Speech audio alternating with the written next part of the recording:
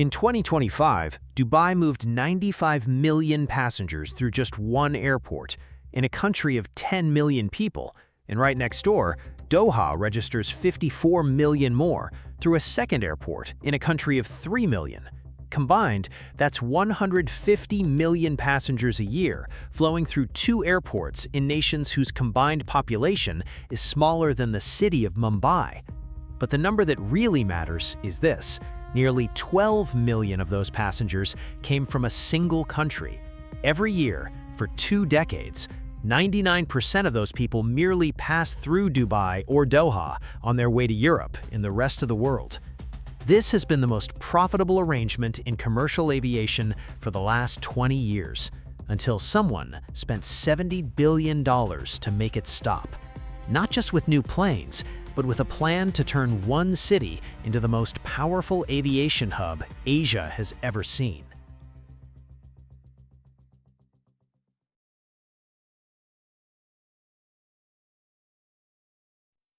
Dubai and Doha built a system that is one of the most elegant business models in modern aviation.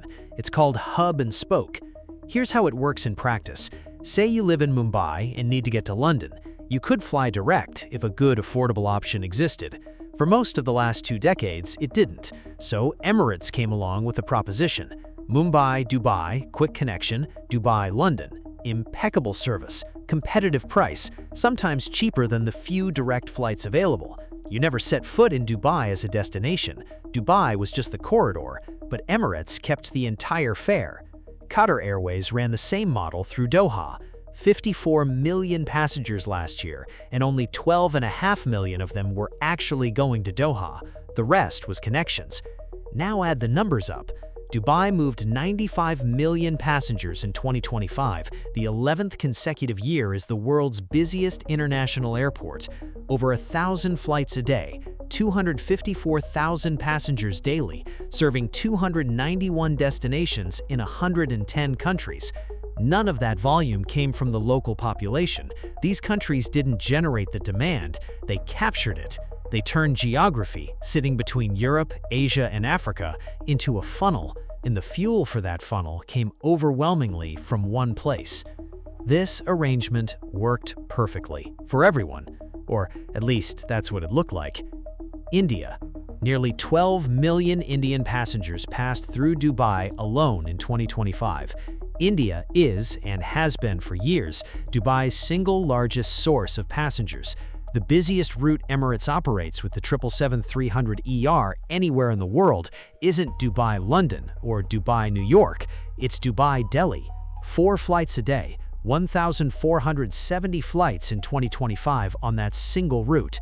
And here's the structural fact most people don't see.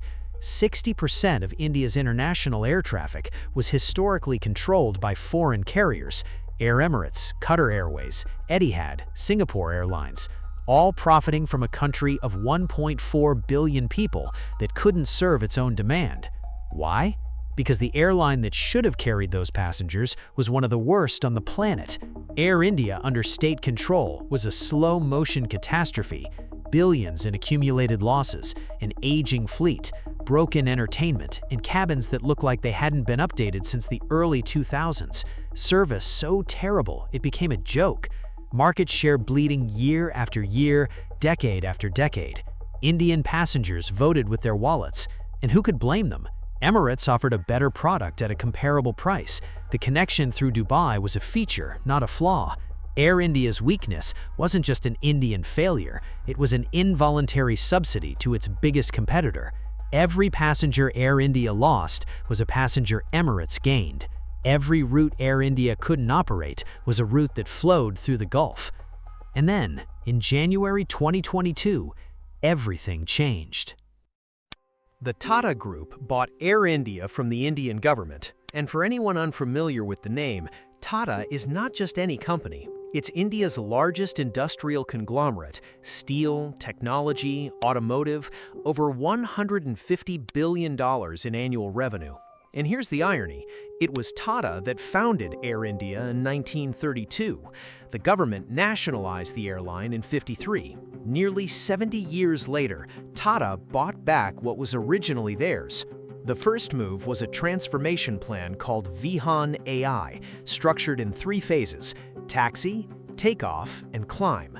Phase 1, stabilize the operation. Phase 2, grow aggressively. Phase 3, compete with the best in the world. The moves came fast: a merger with Vistara, the joint venture Tata itself had with Singapore Airlines. AIX Connect, formerly AirAsia India, was absorbed and rebranded as Air India Express. A dual structure was created: Air India as full service, Air India Express as low cost. But the move that made the entire aviation world pay attention came in February 2023. 470 aircraft in a single order, from Boeing 737 MAX, 787, and 777X to Airbus A320neo, all the way to the A350. $70 billion in catalog value, the largest aircraft order in the history of commercial aviation.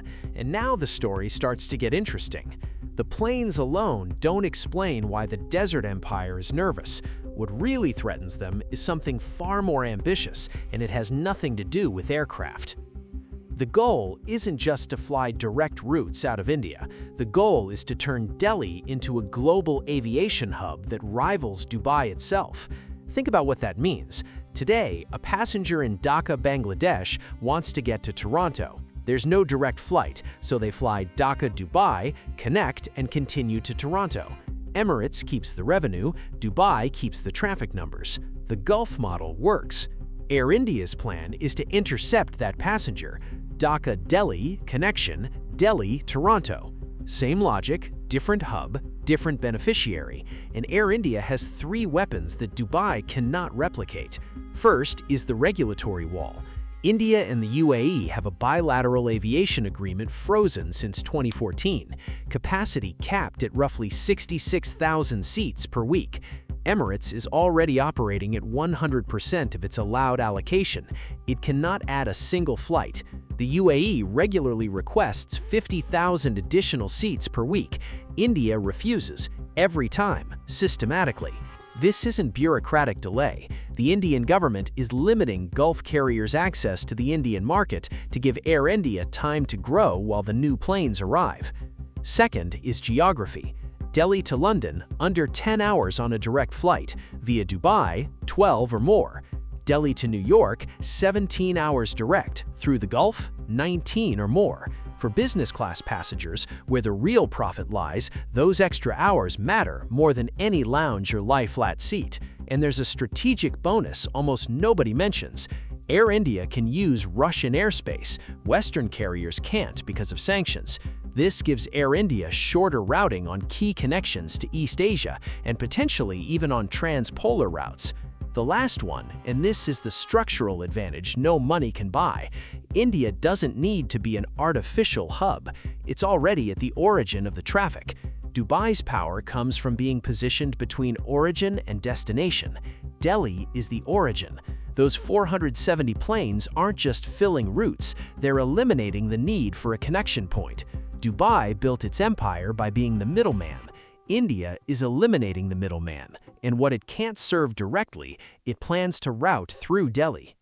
Inside that massive order, one aircraft stands out as the true game-changer, the Airbus A350-1000. It's the plane that allows Air India to connect any major Indian city to any major city in Europe, North America, or East Asia, non-stop. Every direct route the A350 opens is a route that used to flow through the Gulf. 44 were ordered, 34 in the original batch, plus 10 in 2024, and passengers are already noticing. Those who've flown on the new Air India A350 describe a completely different airline, business class with privacy doors, state-of-the-art entertainment, service that for the first time in decades actually competes with what Emirates and Qatar Airways offer. Up to this point, the story looks too clean. Billionaire buys airline, orders planes, government protects the market, done. But aviation doesn't work like that. Nothing in this industry is simple. Air India lost $1.3 billion in fiscal year 2025. That number isn't shrinking, it's an increase of 48% over the previous year. They're burning through cash at an alarming rate while trying to rebuild. The $400 million wide-body fleet retrofit? Delayed. The old 777s with degraded cabins? Still flying. The passenger experience remains a coin flip depending on which plane you board. And there's the pilot crisis. Air India is offering $60,000 bonuses to poach captains from other airlines. And the most dangerous threat may not even come from outside India. Indigo, the dominant airline in India's domestic market, controls over 50% of internal traffic, 500 aircraft on order. But the move that should be keeping Air India's leadership up at night is this. Indigo is entering the long-haul market. A350-900s ordered, Boeing 787-9s on lease from North Atlantic, international routes being planned. And there's a problem no aircraft order can solve: the airport itself. Delhi moved 78 million passengers in 2024, making it the 9th busiest airport in the world. The problem? The airport was designed for 62 million. Delhi is already operating above capacity. Delays, congestion, and gate shortages are a daily reality. You can't build a global hub in a terminal that's already full. Meanwhile, Dubai is investing $35 billion in Al Maktoum International, a new airport designed to handle 260 million passengers when complete, more than 3 times Delhi's current traffic. The question isn't whether Emirates is worried. When you're operating at 100% of the bilateral cap and the government on the other side refuses every expansion request, when the largest aircraft order in history was placed specifically to dismantle your business model, when your most profitable route in the world now faces a competitor that can fly it direct in a brand new plane, yes, you are worried. The real question is a different one. Can Air India turn Delhi into a global hub and execute the greatest turnaround in the history of commercial aviation before the billion-dollar losses, the delivery delays, the infrastructure bottlenecks, and the war on 2 fronts collapse the entire plan? Because the clock is ticking. Every quarter of losses is Tata money that doesn't come back. Every delayed plane is another season of routes flowing through the Gulf. Emirates isn't going to stand still. It's expanding into new markets, diversifying traffic sources, investing in product, and building an airport designed to handle 250 million passengers. This is, without exaggeration, the biggest bet in the history of commercial aviation. $70 billion, nearly 600 aircraft, an airline that needs to be rebuilt from scratch while still flying. A government holding the door shut with regulation, but one that can't hold it forever. Do you think Air India will actually break Dubai's grip on global aviation and turn Delhi into the most powerful hub in Asia? Or will the delays, the losses, and the absurd complexity of transforming a government relic into a world-class airline prove too much, even for the Tata Group? Let me know in the comments.